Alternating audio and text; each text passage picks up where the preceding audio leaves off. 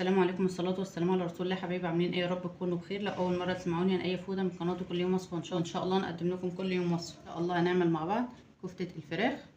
شايفين ما شاء الله شكل الكفتة من جوه. هنعمل مع بعض كفتة الفراخ، هنفرمها وهنقليها وهنسواها مع بعض بالشكل ده. وشايفين هنا ما شاء الله بعد ما سويناها، شايفين ما شاء الله شكل الكفتة.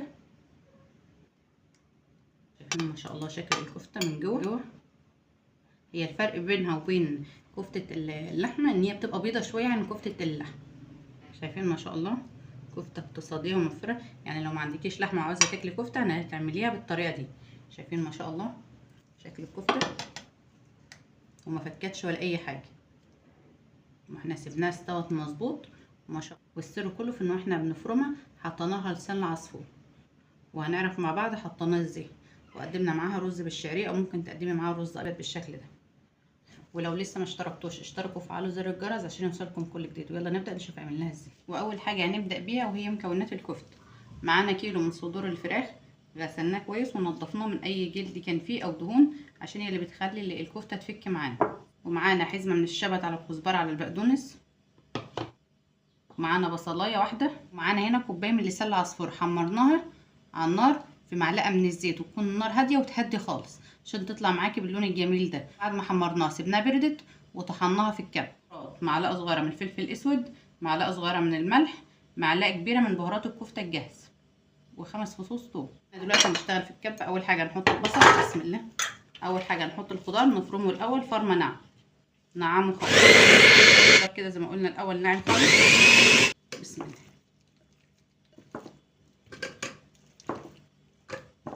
وكده بعد ما اتفرمت معانا ناعم خالص هننزل بنص كميه لسان العصفور اللي معانا عشان نخلطها معاها كويس.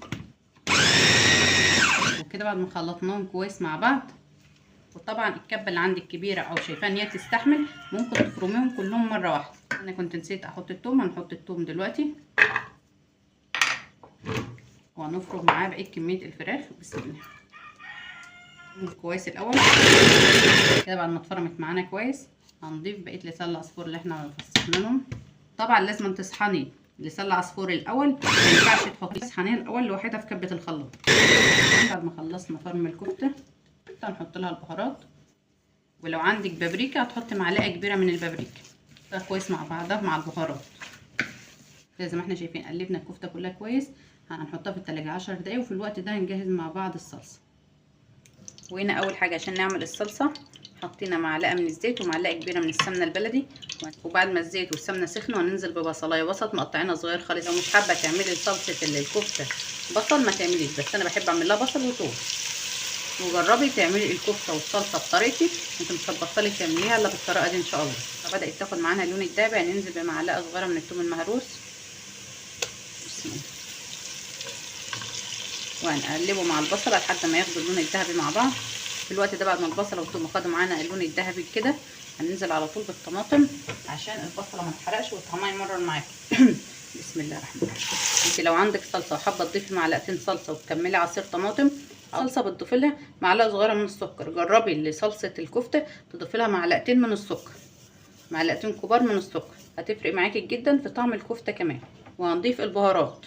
معانا معلقه صغيره من الفلفل الاسود، ربع معلقه من الحبهان البودره، وربع معلقه من ورق اللوري البودره، ونص معلقه من السبع بهارات، ومعلقه صغيره من المرقه الفوريه، وممكن تستبدليها بمكعب ماجي. لو انت هتزودي بشوربه هتستغني عن المرقه وهتستغني عن الحبهان البودره والورق اللوري البودره، بس انا عشان مش موجود عندي شوربه فحطيتها كده. ونغطي عليها ونسيبها تستوي ونروح نصبع مع بعض الكفته ان شاء الله. ودلوقتي بعد ما جهزنا الصلصه دلوقتي طلعنا الكفته من التلاجة، وانا مدخلاه التلاجة حطيت عليها على وشها كيس بلاستيك عشان ما تعملش طبقه ناشفه على الوش.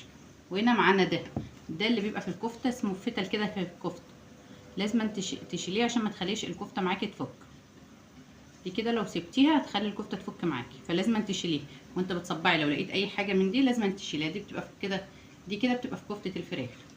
وطبعا زي ما قلنا لازم تبقي شايله منها الجلد او اي دهون زياده. معانا زيت هنبل ايدينا بيه كده عشان نصبع. بسم الله. وطبعا هتصبعيها بالشكل اللي انت حابه، ان كنت حابه تعمليها صوابع او كور كده بالشكل ده، او الكور المدوره اللي انت حابه، بس انا بحب اعملها الصوابع الشكل ده.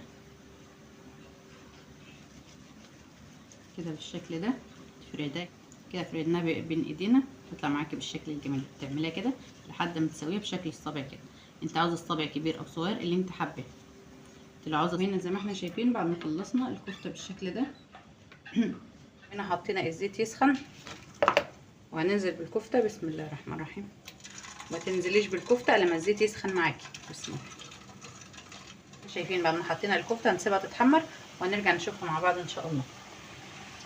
وهنا معانا الصلصه اللي احنا عاملينها قبل ما نصبع الكفته. شايفين ما شاء الله احنا سايبينها هنا تتسبك. هنا بنحمر الكفته والصلصه بتتسبك ومهدين عليها النار. شايفين هنا ما شاء الله شكل الكفته وهي بتتحمر.